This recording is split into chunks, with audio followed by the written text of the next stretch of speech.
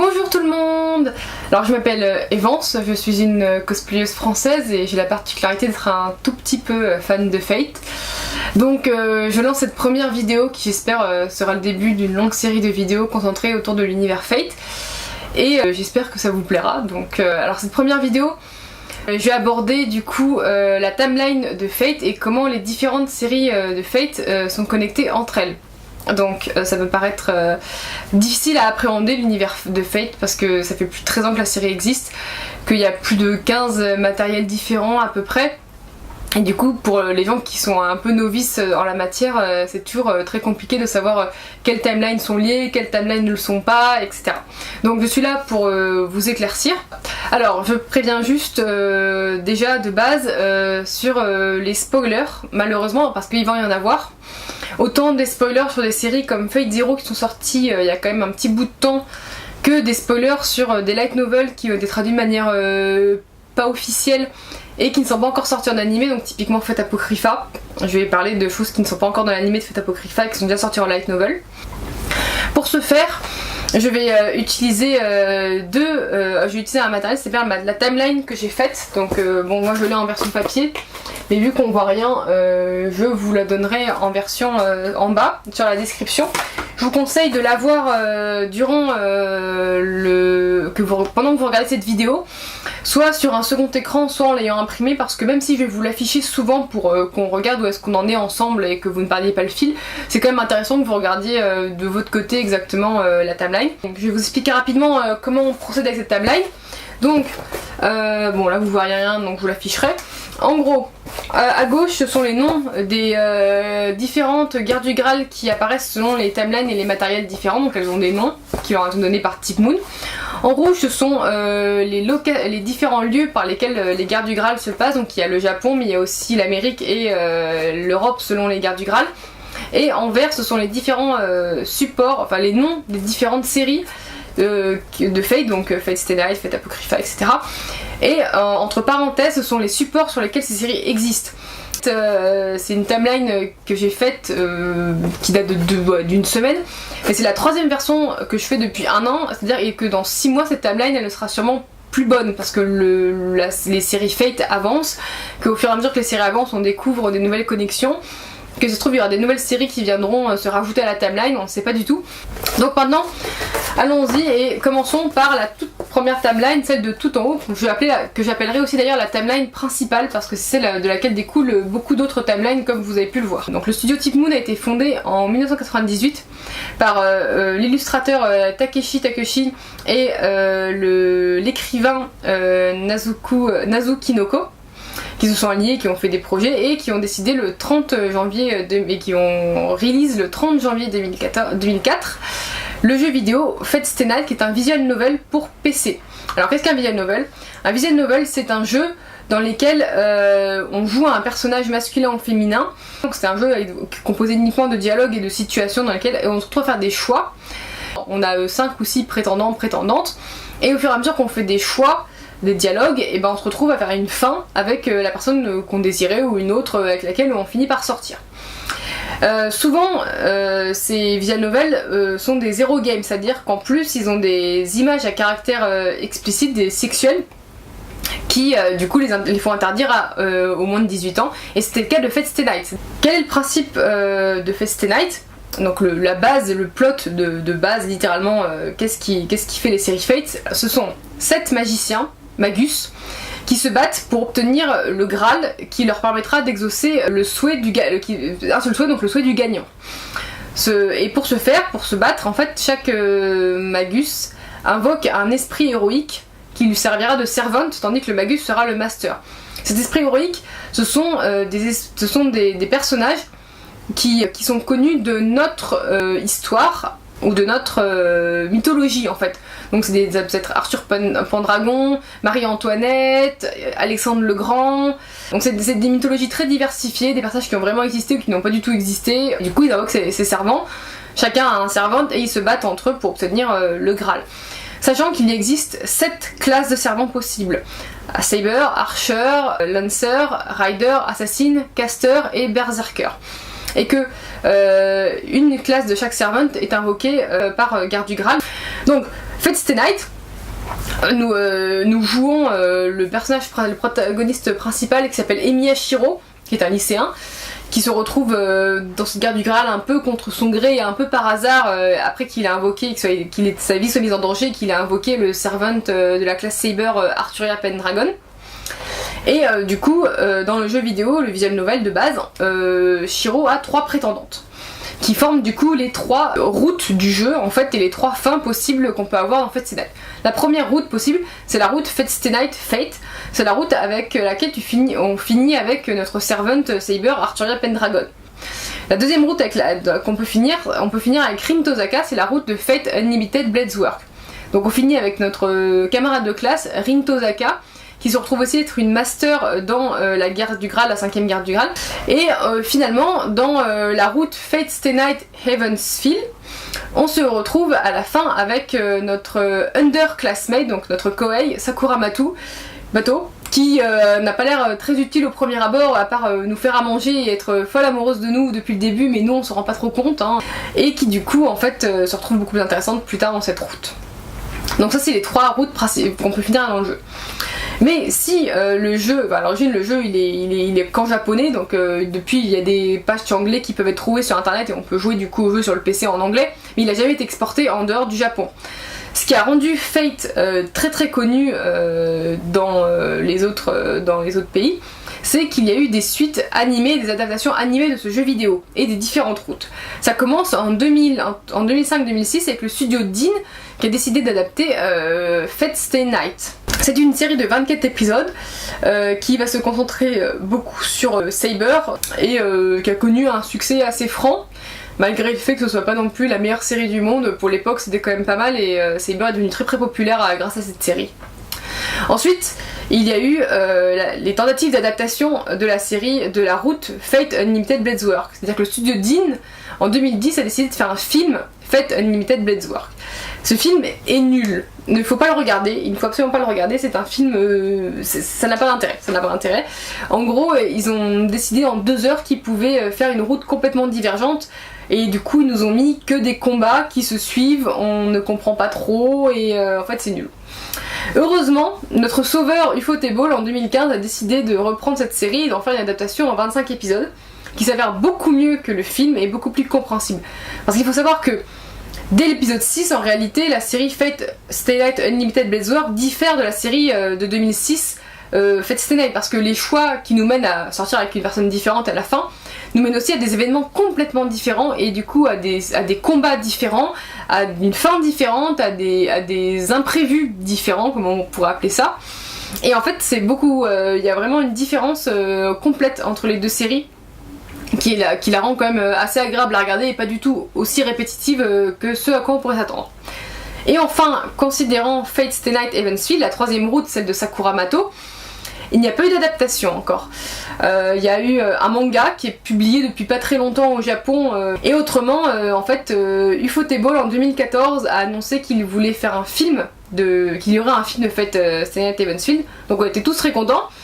On a tous attendu pendant 2 ans sans aucune nouvelle et là en 2016 ils nous ont dit bon finalement ce sera pas un film mais 3 films qui sortiront un chaque année et le premier est prévu pour 2017, il sortira le 14 octobre 2017 au Japon et ce sera donc la première adaptation de Fate Stay Night Heavensfield qui est quand même considérée comme la route préférée de Fate en fait des fans parce que c'est la plus sombre. C'est celle qui mène à quelque part le plus d'explications, donc il y a 4 séries différentes pour ça. Donc du light novel, du visual novel viennent 3 déclinaisons en fait. Et il y a aussi ce qui vient après, c'est-à-dire qu'on va passer à droite et on va passer sur Fate Holo Ataraxia. C'est un visual novel qui est sorti fin 2005 par les studios Type Moon et qui est un sequel direct de Fate Stay Night avec des événements qui se passent 6 mois après la fin de Fate Stay Night. Alors, c'est un petit peu compliqué le plot à expliquer donc je vais y aller de manière très simple. En fait, c'est le personnage Bazette Mac Remitz que vous n'avez jamais vu auparavant dans Fate Stay Night, qui est le master originel de Lancer, qui a été trahi par Kotomine Kirei avant la guerre du Graal et qui est donc laissé pour morte, se réveille le 4e jour de la guerre du Graal avec un nouveau servant Avenger. Et en fait ça crée une faille spatio-temporelle où exactement au même moment, 6 mois plus tard, Emiya Shiro, qui est très content d'avoir fini sa guerre du Graal, qui vit sa vie tranquillement, se retrouve pris dans la faille spatio-temporelle et se retrouve téléporté 6 mois en arrière, devant donc, au 4e jour de cette garde du Graal, devant donc se remettre à se battre. Donc il n'y a que le visual novel qui est sorti, il n'y a eu aucune autre adaptation, ce qui est un peu dommage parce que c'est assez intéressant, on apprend beaucoup de choses sur l'univers, sur cette timeline principale grâce à Fate Olo Ataraxia, par la présence d'Avengers en particulier dont je vais vous parler tout de suite. Et en fait c'est connu parce qu'il y a 3 personnages principaux qui sont nouveaux et assez connus maintenant. Donc il y a Bazette Makrimitz qui est la Magus envoyée par la Clock Tower. Et il y a Avenger. En fait, Avenger c'est une nouvelle classe qui a été inventée pour Fate Olo Ataraxia. Et c'est la classe dont l'esprit héroïque est Engram Enu, All the Evil in the World. Donc ça c'est pour ceux qui ont vu Fate Zero, ça va peut-être vous parler, mais je vais revenir plus tard là-dessus. Et enfin Karen Hortensia, qui est l'envoyée de l'église et qui est en fait la fille de Kotomine Kirei. Donc voilà, ça c'est pour la suite de Fate Stay Night. Et donc du coup maintenant on va parler sur cette timeline, toujours sur cette timeline principale de ce qui se passe avant. Désolée, il y a le soleil qui a décidé de pointer le bout de son nez, donc je pense que je vais avoir l'air un tout petit peu pâle. Mais bref, alors du coup, en 2006, Type Moon a décidé d'entrer dans une collaboration, c'est-à-dire que Type Moon a beau superviser toutes les séries Fate, il n'est pas non plus à l'origine de tout. Et en fait, le matériel qui fait le prequel de Fate Stay Night, Fate Zero, qui est un light novel, a été écrit en collaboration entre Type Moon et l'entreprise Nitro Plus et son écrivain Gen Urobuchi. Alors Gen Urobuchi, il est connu pour avoir fait Madoka Magica Puella, Aldona Zero et Psychopass grosso modo. Et c'est donc lui qui a écrit les 4 light novels de Fate Zero entre 2006 et 2007. Qui raconte donc les événements qui se sont passés 10 ans avant Fate Stay Night et du coup la 4e guerre du Graal. Donc le personnage principal c'est Emiya Kiritsugu, c'est le père adoptif de Emiya Shiro qui se bat en tant que master avec son servant Saber qui est encore une fois Arthur Pendragon. Alors ce light novel il a été adapté en animé par Ufotable entre 2011 et 2012, c'est pour ça qu'il est aussi connu car il est considéré comme étant un des meilleurs animés sur My Anime List de souvenirs, dans le top 20. Et c'est aussi souvent la série préférée des fans parce que c'est Gen Urobuchi qui est à l'écriture, donc ça donne à Fate un côté très psychologique et très profond avec beaucoup de philosophie derrière. Donc c'est assez agréable à regarder et il y a beaucoup on va dire de sous-textes et de différentes façons de penser Fate Zero au fur et à mesure qu'on le voit. Donc avant d'aller dans une autre timeline, il vous reste une série dont je ne vous ai pas parlé de cette timeline principale qui est la série El Meloy 2 Case Files, qui est une série qui se passe en même temps que Fate Stay Night. Alors je ne vous en ai pas parlé auparavant parce que je voulais d'abord vous parler de Fate Zero, étant donné que le personnage principal de ce light novel qui est El Meloy 2 Case Files est en fait Vaver Velvet, un des personnages de Fate Zero, un des 7 masters qui a combattu avec Alexandre le Grand dans la 4e guerre du Graal à Fuyuki. Le plot de base c'est que Vaver en fait, qui est un enseignant devenu aigri et malade, se trouve plus ou moins confronté à Rhaenys Archibald et piégé, qui lui dit oui, si jamais tu fais ça pour moi, je te donnerai l'occasion de participer à la 5e guerre du Graal parce que je sais que tu veux revoir Iskandar et que tu as une revanche à prendre sur ta guerre. Du coup Vaver y va, ça se passe pas comme prévu et finalement il veut pas y participer et du coup il se met à faire d'autres enquêtes. Voilà, mais du coup ça se passe en parallèle, normalement, c'est pour ça que c'est sur la même timeline. Il n'y a pas de support concernant la 1re et la 2e guerre du Graal. Et il n'y en a pas non plus concernant la 3e guerre du Graal. Cependant, c'est une guerre dont on parle beaucoup parce qu'elle est à l'origine de toutes les explications du pourquoi, du comment dans Fate Stay Night. C'est-à-dire que là, je vais parler de spoiler en fait. Dans Fate Zero, à travers Fate Zero, Fate Stay Night Evansfield et Fate Olo Ataraxia, on apprend des choses sur ce qui s'est passé à la 3e guerre du Graal et qu'en fait est la raison pour laquelle il y a autant de messed up et de trucs qui ne vont pas du tout dans les guerres du Graal suivantes. Pendant la 3e guerre du Graal, dans la timeline principale, la famille Heinsberg, qui est la famille fondatrice de la guerre du Graal avec la famille Tosaka et la famille Mato, a décidé d'invoquer une classe supplémentaire en plus des 7 classes présentes. Ils ont invoqué la classe Avenger.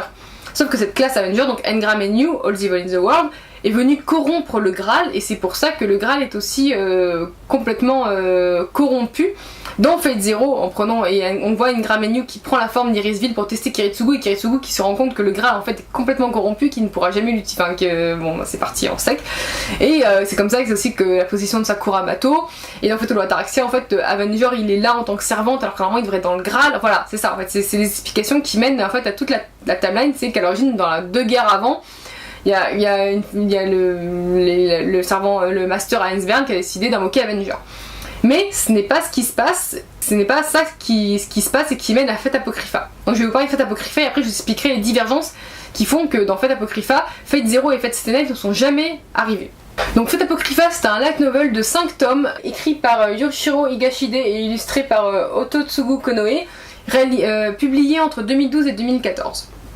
Il y a A1 Picture qui a fait une adaptation de Fate Apocrypha et a commencé à être broadcasté en juillet 2017 et qui va se finir justement vers décembre 2017 en 25 épisodes.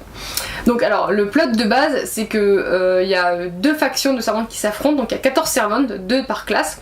Il y a la faction noire et la faction rouge et ils s'affrontent pour avoir le Graal. La faction noire c'est la faction Igdmilena.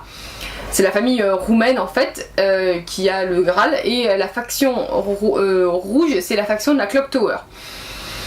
Donc là les 2 factions s'affrontent et pour surveiller la guerre du Graal il y a l'invocation de la 8ème classe, la classe Ruler, qui est une classe qui a été créée à l'origine exclusivement pour Fate Apocrypha et qui a comme servante dans la guerre Jeanne d'Arc qui du coup doit surveiller la guerre et vérifier que tout se passe bien. Il y a 2 raisons principales pour lesquelles il y a une divergence entre les timelines qui sont au début les mêmes jusqu'à la 3ème guerre du Graal et qui ensuite partent. La première est expliquée par Darnik Igdmilena au début de Fate Apocrypha, c'est qu'en fait après la 3ème guerre du Graal, Darnik il a piqué le Graal et en fait il l'a ramené en Roumanie. Donc c'est pour ça que la Clock Tower cherche à récupérer le Graal et qu'ils envoient 7 servantes et 7 masters pour aller les chercher. C'est que Darnik il a volé le Graal pour faire sa propre, en fait pour essayer à l'origine de faire sa propre invocation, sa propre guerre, que la famille s'entretue et qu'il y en a un gagnant mais que ce soit forcément lui et qu'en fait il puisse faire réaliser son souhait 60 ans plus tard. Mais il n'y a pas que ça. Il y a aussi une seconde raison, c'est que, qui est un spoil de la fin du second tome de Fate Apocrypha, donc l'épisode de, je dirais 10-11 de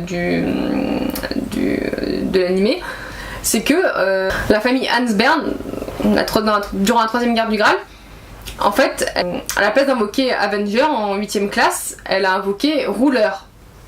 Elle a invoqué le Servant Ruler, qui est en fait l'esprit héroïque Amazuka Shiro Tokisada qui a réellement existé. Comme Avenger en fait il survit dans sa propre timeline et en fait il devient le prêtre Kotomine Shiro qui est le master de Semiramis, le servant de la faction rouge assassine. Voilà.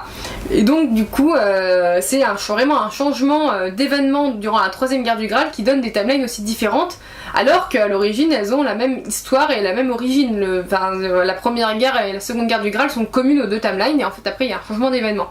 Et c'est ça qui donne la différente timeline. Alors pourquoi est-ce que Waver est quand même dans Fate Apocrypha? Il est enseignant à la Clock Tower, on le voit au début de l'animé. En fait, Tip Moon justifie en disant que Waver il a fait la guerre du Graal, il a fait une guerre du Graal, on sait pas laquelle, il l'a quand même faite avec Iskandar, il a quand même perdu, il est quand même devenu enseignant à la Clock Tower, mais c'est pas la guerre de Fate Zero. C'est juste une guerre du Graal, on sait pas laquelle c'est, mais il en a fait une. Donc maintenant, que j'ai fini cette timeline, on va vous parler de la timeline juste en dessous, très rapidement. En fait, c'est Koa Ace, c'est la Imperial Holy Grey War. C'est une Grey War qui se passe à la place de la 3ème guerre du Graal. Le seul support, en fait la série s'appelle Fate Koa Ace. C'est un manga qui a été publié en 2011 et c'est un manga qui est censé être parodique, donc ce sont des petits chibis en fait qui font n'importe quoi. Et qui représente une guerre qui parle beaucoup de la Seconde Guerre mondiale et qui représente une guerre qui se passe entre esprits héroïques japonais. Donc c'est surtout très connu pour avoir introduit Cyber Sakura, donc Okita Tsuji et Nobunaga, mais sinon il n'y a pas non plus... Le lien avec la timeline principale est assez formel et il n'y a pas beaucoup d'intérêt à relier les deux. C'était juste parce que c'est lié, mais sinon il n'y a pas de connexion autre et c'est pas très développé, pas autant que dans Fate Apocrypha. On va passer à une autre série qui est juste en dessous, une autre timeline. donc sur la False Holy Grail War, du coup, avec la série Fate Strange Fate, qui est une série que j'aime beaucoup. Alors c'est un light novel en 4 tomes, donc on attend peut-être un 5ème, qui a été écrit par Ryogo Narita et qui a été illustré par Nakahara. Alors Ryogo Narita, ça vous dit peut-être quelque chose parce que c'est l'auteur de Durahara et de Bakano, qui sont des light novels que j'aime énormément. Donc le plot d'origine, en gros c'est pendant la 3ème guerre du Graal, juste après la 3ème guerre du Graal, la Clock Tower américaine en fait est allée sur les lieux pour copier les datas de la guerre du Graal de Fuyuki, et qu'après ils l'ont ramené en Amérique, dans la petite ville de Snowfield, avec pour but de recopier la guerre du Graal et d'en faire une américaine. Ce qu'ils ont réussi à faire 70 ans plus tard. Donc littéralement dans cette timeline, après la 3ème guerre du Graal, ça diverge et en fait on se retrouve avec une guerre du Graal en Amérique à la place de celle de Fate Stay Night, qui du coup se retrouve à Snowfield.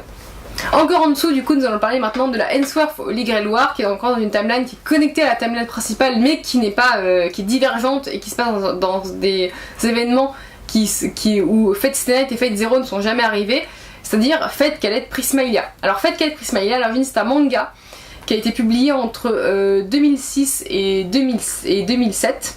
Ensuite il y a eu un sequel à ce manga qui s'appelle Cadet Prismalia Zwei, qui a été publié entre 2008 et 2012, et maintenant il y a un nouveau manga, un sequel encore, Cadet Prismalia Dry, qui a été publié depuis 2012.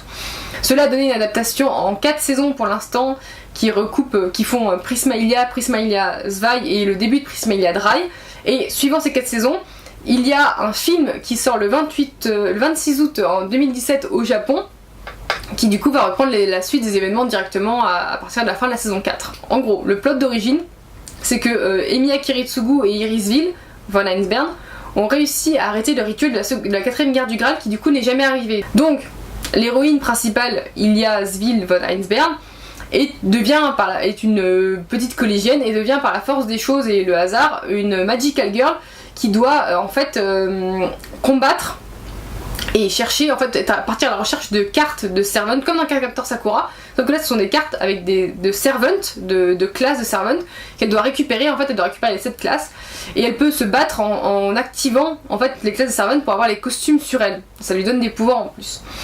Et en fait, au début, voilà, donc le plot n'a l'air d'avoir quasiment aucune connexion, si c'était cette connexion très formelle de la 4ème guerre du Graal qui n'est jamais arrivée. Et en fait, après on se rend compte, plus loin dans le manga, qu'il y a une connexion plus approfondie avec Fate, et qu'en fait on retourne à l'univers Fate et le Fate matériel de plus en plus, qui devient, parce que voilà, c'est une série qui est assez noire, mais vers la fin, parce que pendant 3 saisons il y a des gamines de 10 ans qui se tripotent entre elles, et d'un coup on passe à un truc super PLS avec des gens qui meurent et pas mal de grandes révélations. Et nous allons donc passer à la timeline de la Moonsail Holy Grail War. Alors là encore c'est comme Prismalia, il y a une connexion avec la timeline principale, mais elle est très formelle, et surtout après on n'en parle plus du tout, et les séries font leur vie. Ils expliquent juste la série, ils expliquent juste comment on est arrivé là. En gros, Fate Extra est un jeu qui est sorti en 2010 sur PSP. En fait, le plot c'est que il y a un accident majeur dans les années 70, donc de la timeline principale, donc après la 3ème guerre du Graal, qui mène à la disparition progressive du mana sur Terre. Donc en 2030, là où la série Fate Extra se passe, il n'y a plus de mana sur Terre, et en fait pour créer des guerres du Graal et pour en faire, la Moonsail en fait a été créée. C'est un environnement complètement fictif, donc dans Fate Extra c'est un lycée. En fait il n'y a personne d'autre à part nous et des servants et d'autres masters, donc il n'y a pas d'innocents, il n'y a pas d'autres êtres humains. Et en fait c'est le système Seraph qui se charge d'invoquer des esprits héroïques et de les dispatcher et de donner, les donner aux masters choisis. Voilà, mais il n'y a pas du tout, on n'est plus du tout dans le monde réel, on est vraiment dans une réalité complètement fictive, un petit peu chelou. Et donc du coup on est un protagoniste, on choisit masculin ou féminin, et on a le choix entre 3 servants au début, et du coup ça va mener à 3 histoires complètement différentes. Donc le but est de battre les servants et les masters pour gagner la guerre du Graal, et aussi au fur et à mesure de lier l'amitié avec les servants. Donc il y a 3 servants. De la classe Saber, il y a Néron, Donc là vous voyez, donc c'est pas Arturia, c'est Néron, elles ont la même tête, mais en fait c'est ce qu'on appelle la Saber Face, et ça désigne tous les gens qui ont toutes les personnes qui ont la tête d'Arturia. Donc là il y a une explication logique, c'est parce que c'est censé, Arturia est censé être, Arthur à l'origine dans la légende est censé être descendant de Jules César, et aussi la légende arthurienne est censée s'inspirer des faits des empereurs romains. Bon, c'est un peu du bullshit, voilà, ils ont juste fait la même tête, c'est comme ça. Il y a Caster, donc Tamamo no Mae, donc, qui est un personnage très populaire et très connu au Japon, qui vient de la légende du renard à 9 queues.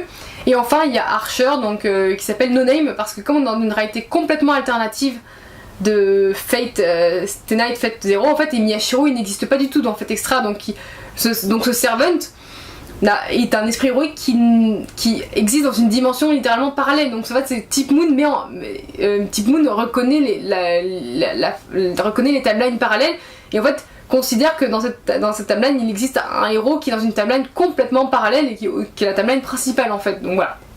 C'est un peu compliqué à expliquer, mais en fait du coup il ne s'appelle même pas Emiya, il n'a pas juste pas de nom. Donc il y a eu une suite à un autre jeu vidéo qui est sorti après, donc en 2012 je crois, qui s'appelle Fate Extra CCC, qui en fait je l'ai mis après en termes de flèches, mais en fait se passe en même temps. En fait c'est juste, c'est pareil, on a encore les 3 servants plus Gilgamesh, et en fait on explore d'autres façons de voir le jeu.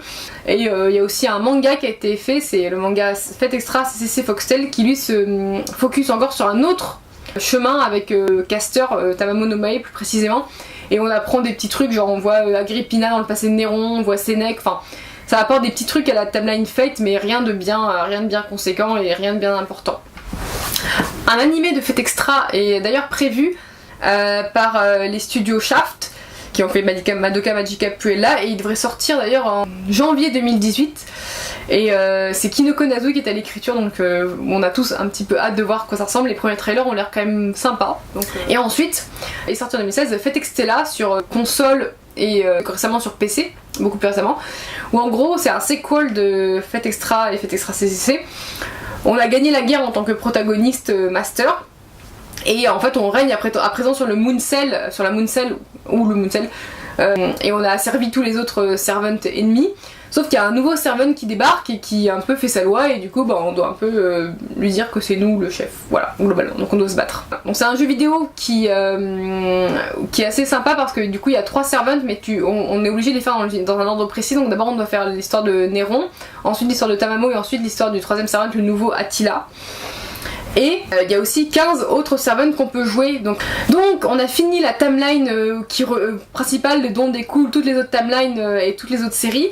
Et maintenant les 2 dernières timelines dont je vais vous parler comportent des séries qui ne sont absolument pas liées à la série, aux autres séries précédentes. Elles sont vraiment indépendantes les unes des autres. Là c'est vraiment complètement à part, donc il n'y a aucun lien. Et ce sont des timelines qui sont propres à elles-mêmes et qui ont leur propre histoire et leur propre développement. Donc d'abord on va commencer par Fate Grand Order. Alors Fate Grand Order c'est un jeu mobile pour téléphone sur iOS et Android, qui est sorti en août 2015 au Japon, et donc là, sur le store japonais, et en juillet 2017 sur le store américain. Donc maintenant on peut jouer aussi en anglais.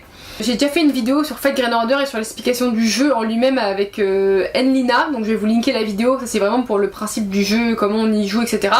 Là je vais vraiment vous parler du plot en lui-même, même s'il est complètement indépendant de toutes les autres séries Fate.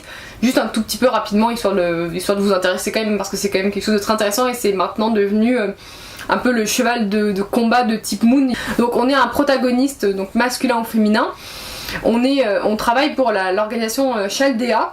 On sait pas trop ce qu'ils font au début, en fait après on est là pour être un potentiel futur master travaillant à leur côté. Ils nous apprennent ensuite que en fait l'humanité va s'éteindre l'année prochaine si rien n'est fait, parce qu'en fait ils ont découvert qu'il y avait des singularités qui étaient nées dans l'espace-temps de notre histoire, donc durant les siècles passés, et qui font que notre humanité va s'éteindre l'année prochaine si on ne retourne pas dans le temps pour changer ces singularités et faire en sorte que l'histoire revienne dans son flux naturel. Donc ça c'est le plot d'origine. Et du coup on se retrouve nous protagonistes envoyés dans le passé à plusieurs singularités, donc qui forment des chapitres dans l'histoire de Fate Grand Order, avec notre demi-servante Mashu, qui est à l'origine une jeune fille qui se retrouve fusionnée avec un servant dont l'identité est inconnue. et qui du coup va nous aider. Donc le prologue de la singularité c'est Fuyuki. Ensuite, le premier chapitre c'est en France pendant la guerre de 100 ans et le deuxième chapitre c'est à Rome pendant le règne de l'empereur Néron, le 5e empereur romain. En ce moment dans la localisation japonaise, ils ont fini les 7 singularités et ils en sont sur la partie 1,5 de l'histoire avant d'arriver à la partie 2. Nous, la version américaine, on a à peine commencé, donc du coup on a seulement les 2 premières singularités disponibles, la 3e et la 4e devraient sortir avant la fin de 2017 s'ils suivent le calendrier qu'ils ont suivi pour la version japonaise. Enfin voilà, si vous voulez vraiment éviter les spoilers, je vous conseille littéralement de ne pas regarder internet et de juste faire le minimum possible sur internet pour le jeu. Concernant une adaptation, il y a eu un OAV qui a été produit par le studio Ledus qui retrace le prologue, la singularité du prologue, la singularité de Fuyuki, qui dure 1h20, et on nous a annoncé qu'il allait y avoir d'autres OAV qui allaient retracer d'autres singularités, donc seulement celle de France, celle de Rome et celles qui viennent après. Mais on sait pas où et quand et comment, donc on attend toujours des informations concernant ces nouvelles adaptations. Et enfin, la toute dernière timeline, celle qui est vraiment tout en bas, c'est la timeline de la Tokyo Holy Grail War. Fate Prototype est un OAV de 15 minutes qui est sorti en 2012 et qui raconte la seconde Tokyo Holy Grail War. Alors c'est un OAV de 15 minutes, en fait c'est plutôt un hommage à Kinoko Nazo, et en fait Fate Prototype rassemble les idées qu'il a eues à l'origine pour la série Fate, la toute première série Fate qu'il a imaginée au lycée et qui devait donc remplacer Fate Stay Night. Donc le plot est carrément semblable à celui de Fate Stay Night, c'est-à-dire que c'est une jeune fille qui s'appelle Ayaka, qui est une lycéenne qui vit toute seule, qui a pas l'air très sûre d'elle, qui a pas l'air d'avoir beaucoup d'amis, qui se retrouve contrainte par la peur et par une situation de mise en danger à invoquer sans faire exprès le servant Saber Arthur Pendragon, et qui du coup se retrouve à devoir combattre dans la guerre du Graal en tant que master avec son servant. Donc ce sont littéralement les genderbends de Emiya et de Saber et de Arthuria Pendragon. Il y a aussi beaucoup de similarités parce que on voit donc du coup on voit Gilgamesh qui est aussi là, on voit le prototype de Rin Tozaka qui s'appelle Reirukan Misaka, on voit le prototype de Lancer. Bon voilà, c'était littéralement 15 minutes un peu de fan service et en même temps on comprend pas tout ce qui se passe pendant ces 15 minutes d'OAV. Et on a toujours voulu voir la suite et voir un véritable animé et voir à quoi pourrait ressembler un animé, un de Fate Prototype. Et ils nous ont plus ou moins entendus et ils ont décidé de sortir un light novel qui raconte le préquel de Fate Prototype en mettant des bouts de Fate Prototype en fait. Donc ce préquel s'appelle Fate Prototype Fragment of Blue and Silver. C'est un light novel de 5 tomes écrit par Sakurai Hikaru qui est sorti entre 2013 et 2016. Et qui du coup raconte en fait la première guerre du Graal à Tokyo. Le plot principal c'est que c'est la sœur de Ayaka, donc 10 ans plus tôt, Sayaka, donc qui est toute jeune, donc c'est une enfant qui a énormément de pouvoirs magiques, qui se retrouve à invoquer Arthur Pendragon en tant que Saber, et qui du coup doit mener la guerre du Graal en étant enfant. Sauf que c'est pas une enfant comme les autres et qu'elle est un peu pas très saine d'esprit, ce qui donne beaucoup de soucis dans la série. Donc là on a fini avec toutes les timelines. Donc c'est bon, normalement vous connaissez tout sur Fate, sur les timelines, sur comment les timelines s'entremêlent entre elles. J'ai juste mis sur le petit carré en bas à droite des supports, des séries que Type Moon a sortis mais qui n'ont pas de rapport avec les timelines dans le sens où ils ne les font pas avancer. Donc il y a 2 jeux vidéo, qui sont des jeux vidéo de combat. Donc il y a Fate Tiger Colosseum qui est connu pour avoir sorti la mascotte de Saber Lion, et Fate Unlimited Codes qui est connu pour avoir sorti le personnage de Saber Lily qui est en fait Arthuria Pendragon avant qu'elle soit reine, juste après qu'elle ait tiré Excalibur, Caliburn en anglais, et pendant qu'elle fait son chemin en fait vers le trône. Et enfin, le light novel et aussi qui est aussi un drama CD de Garden of Avalon, qui raconte la légende arthurienne selon Type Moon. Parce qu'il faut savoir que la légende arthurienne est un fil rouge dans les histoires de Fate. C'est-à-dire qu'on voit Arthuria Pendragon dans Fate Stay Night, mais en fait on voit aussi Gauvin dans Fate Extra, Lancelot dans Fate Zero, et Mordred dans Fate Apocrypha. Et dans Fate Apocrypha on voit aussi beaucoup de souvenirs dans l'adaptation animée, avec Morgane Le Fay, avec Lancelot, avec Gauvin, avec Tristan, avec Bedivere qui est aussi dans Fate Stay Night à la fin d'ailleurs. Voilà, donc c'est comment Type Moon, qui tient beaucoup à son interprétation de cette légende, qui a construit quand même Fate en partie bâti sur cette légende arthurienne. Et du coup c'est littéralement au temps d'Arthur comment s'est passée la légende arthurienne selon Type Moon. Donc cette vidéo est terminée, j'espère que ça vous a plu autant que ça m'a plu, et ce malgré les petites complications de temps qui est redevenu complètement sombre. Je pense qu'il va y avoir une averse, et de mes incessantes répétitions de et voilà, et de mes cuts parce que je tousse beaucoup et parce que je dois me répéter plusieurs fois. Donc j'espère que ça vous aura plu, n'hésitez pas à vous abonner et à laisser des commentaires constructifs sur ce que vous voudriez voir, sur ce que je pourrais améliorer, et sur si jamais vous avez des questions. Alors là je réponds à peu près, je réponds aux questions. Si vous avez des interrogations sur l'univers Fate, s'il y a des choses que vous n'avez pas compris, il n'y a pas de souci, je réponds à toutes vos questions.